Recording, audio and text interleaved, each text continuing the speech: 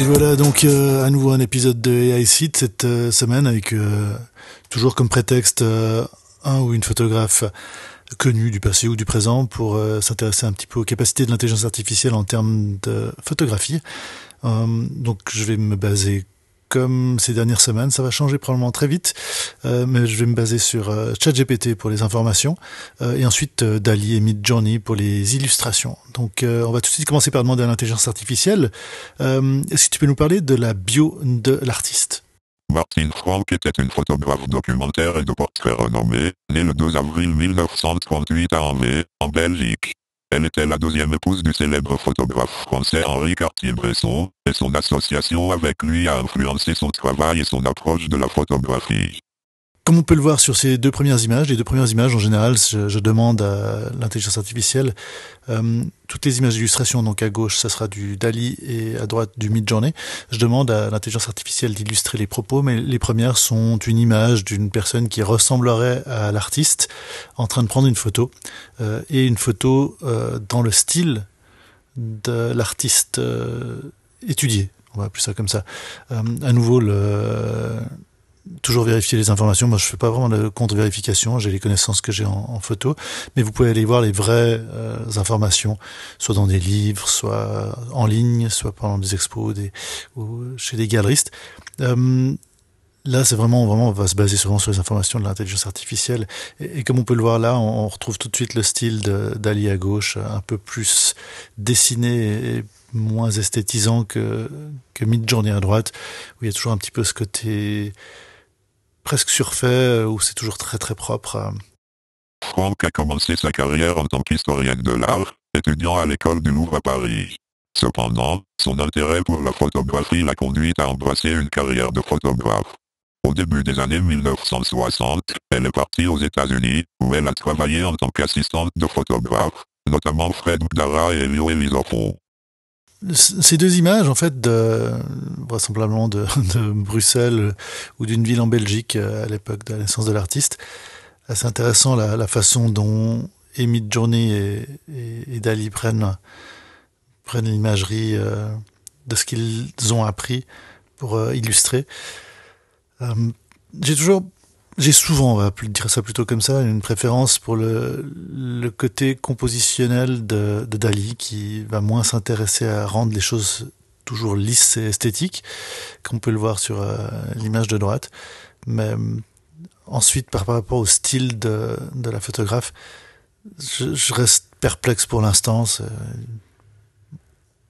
pas forcément très évident. Cette expérience l'a aidé à développer ses compétences photographiques et à affiner sa vision artistique. En 1970, Martine Franck est devenue membre de la prestigieuse agence Magnum Photo, fondée par Henri Cartier-Bresson et Robert Capa, entre autres. Magnum Photo est réputé pour son photojournalisme et sa photographie documentaire, et le travail de Franck s'alignait bien avec l'éthique de l'agence. Même chose ici. Je suis pas sûr que le style de l'artiste sorte réellement. Est-ce que la finesse même de ces dernières semaines, on a vu aussi que DALL-E a une petite tendance, j'ai l'impression, à bâcler son travail. Mais alors, est-ce que c'est parce que ces photographes sont moins connus de ces données d'apprentissage ? Mais je trouve que c'est un peu plus générique que ce qu'on trouvait parfois dans les premières séries au début. Est-ce que c'est aussi lié à la puissance de calcul attribuée à l'outil en raison du coût électrique ou simplement de la surcharge d'utilisateurs? Difficile à dire. Midjourney, pas grand chose de particulier. Je retrouve pas vraiment de style. Alors c'est du noir et blanc, il y a une période qui ressort. C'est une vision des choses. Midjourney ces dernières semaines a tendance à couvrir les murs de lieux avec des peintures ou des œuvres. Ça, on le retrouve ici. Tout au long de sa carrière, Franck s'est concentré sur la capture de moments de la vie quotidienne, dépeignant souvent la vie des gens ordinaires et des communautés marginalisées. Ses photographies étaient caractérisées par leur approche humaniste et compassionnelle, reflétant son empathie pour ces sujets. Alors, deux images de photographes dans le style de cette photographe. Quelque chose qui commence à être évident, là. Donc évidemment c'est moi qui fais la promptologie de la chose, mais basé sur ce que ChatGPT me dit. Je trouve que DALL-E là exprime quelque chose d'un peu plus réaliste quelque part, même si la finition de l'image est pas forcément très photographique en soi. Midjourney, là, ce qui sort vraiment, c'est qu'on a toujours cette impression de regard des personnages qui font face plus ou moins à la caméra. En fait, on a très peu de sujets de dos. Et là, le style de la photographe, je suis pas sûr qu'on le retrouve. Mais bon. Elle avait un regard aiguisé pour capturer des instants éphémères d'intimité et d'émotion. Le travail de Martin Frank l'a amené à voyager dans différentes parties du monde, notamment en Inde, en Irlande, au Népal et aux États-Unis, entre autres. Son portfolio couvrait un large éventail de sujets, des artistes et intellectuels aux personnes âgées et handicapées. Bon, ces deux images, je les trouve assez intéressantes. Peut-être qu'il est du style de la photographe dans l'image de gauche, donc de Dali. Midjourney, ça reste vraiment très propre, donc très classique, comme ça, très série télévisée ou cinématographique, mais intéressant là, cet organe de presse photographique visiblement, avec toutes sortes de photos au mur. Je trouve le résultat intéressant, à nouveau plus intéressant de la part de Dali. Elle a également documenté la vie des femmes et les effets de la pauvreté sur diverses communautés. Au-delà de sa carrière de photographe, Frank s'est impliqué activement dans la promotion des arts et de la photographie. Elle a cofondé la fondation Henri Cartier-Bresson à Paris en 2003, dédiée à la préservation et à la promotion de la photographie en tant qu'art. Là aussi, par rapport à la mise en scène, j'ai l'impression que je mettrai un plus quand même à Dali. J'ai pas vraiment l'impression qu'il y ait des changements de semaine en semaine, ces dernières semaines. Si ce n'est, comme je disais avant, peut-être une petite régression du cadrage de la photo chez Dali, probablement lié à ces nouveaux outils d'extension du canevas de création, et aussi de la qualité du détail, peut-être aussi lié à cela, comme je disais tout à l'heure. Mais chez Midjourney, c'est toujours on a toujours un peu l'impression des mêmes poses des personnages. Probablement que la base de données de recherche, d'apprentissage, comprend de nombreuses photos posées. Je suis pas sûr de retrouver ça pourrait correspondre à de nombreux photographes d'une certaine époque, cette image. Pas sûr de retrouver la personnalité même du style de la photographe du jour. Elle a également fait partie du jury de nombreux prix et expositions de photographie. Malheureusement, Martin Frank est décédé le 16 août 2012 à Paris, en France. Son héritage en tant que photographe talentueuse, sa contribution à Magnum Photo et son engagement à promouvoir la photographie en tant qu'art continuent d'inspirer et d'influencer les photographes du monde entier. Pareil ici, je trouve que les résultats sont assez génériques cette semaine.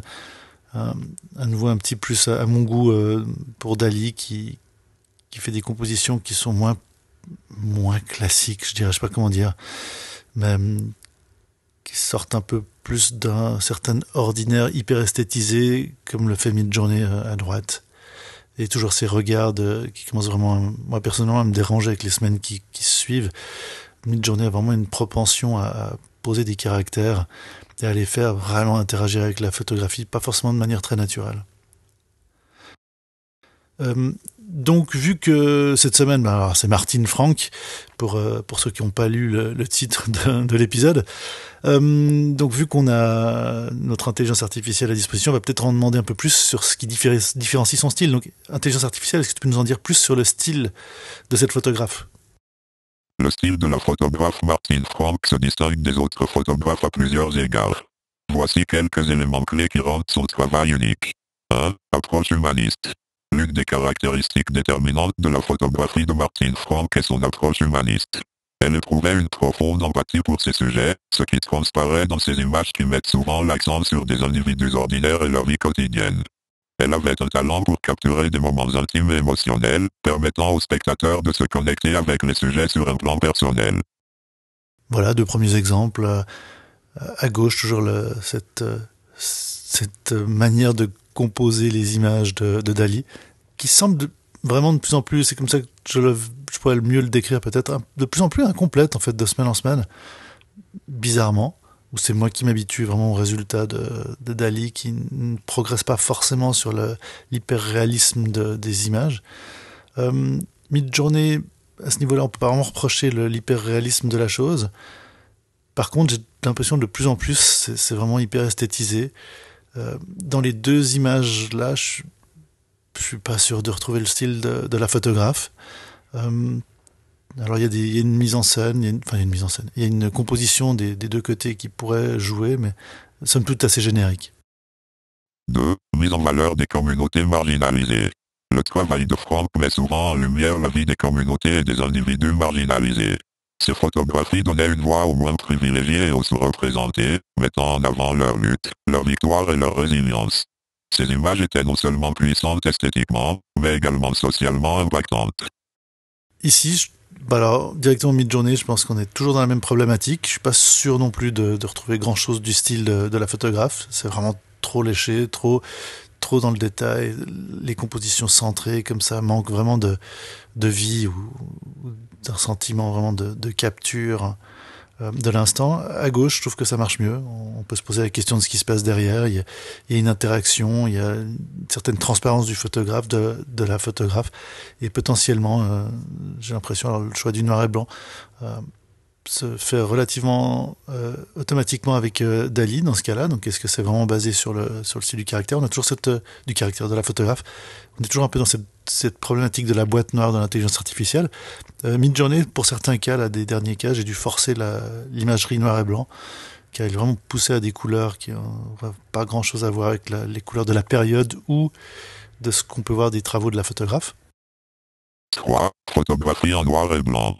Alors que la photographie en couleur gagnait en popularité au cours de sa carrière, Martin Frank travaillait principalement avec des pellicules en noir et blanc.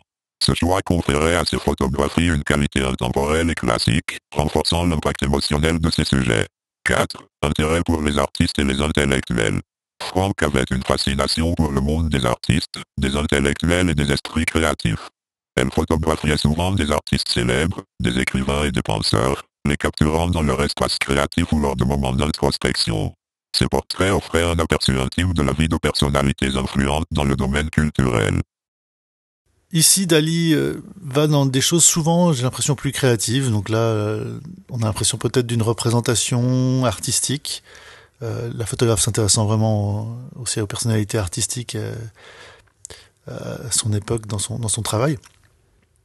Et à droite, Midjourney qui quelque chose de peut-être un peu plus intime, mais toujours cette patte Midjourney. Je vais finir par arrêter de le dire, mais en espérant peut-être intégrer d'autres outils de qualité, de création visuelle dans le futur.